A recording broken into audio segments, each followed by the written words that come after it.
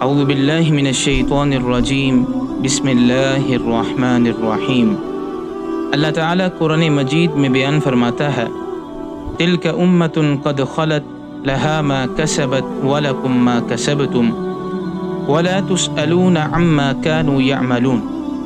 یہ ایک جماعت تھی جو گزر چکی، ان کی کمائی ان کے لیے ہے اور تمہاری کمائی تمہارے لیے ہے، اور ان کے اعمال کے بارے میں تم سے باز پرس نہ ہوگی۔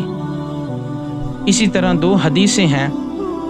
پہلی حدیث نبی کریم صلی اللہ علیہ وسلم نے ارشاد فرمایا، مردوں کو گالی نہ دو، اس لیے کہ جو کچھ اچھے برے اعمال وہ آگے بھیجیں اس تک وہ پہنچ چکے ہیں۔ دوسری حدیث ہے جس میں نبی کریم صلی اللہ علیہ وسلم نے یہ تلقین فرمائی ہے، اپنے مردوں کی خوبیوں کا تذکرہ کرو اور ان کے عیوب کو نہ چھیڑو۔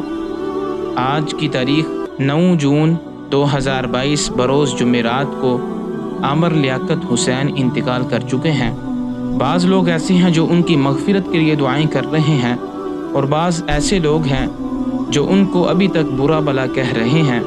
اس حوالے سے اللہ تعالیٰ نے اور نبی کریم صلی اللہ علیہ وسلم نے مردوں کو برا بھلا کہنے سے منع فرمایا ہے، اس لیے ان کی مغفرت کے لیے دعا کریں، اللہ تعالیٰ ان کی مغفرت فرمائے اور ان کی آخری منزلوں کو آسان فرمائے۔ آمین۔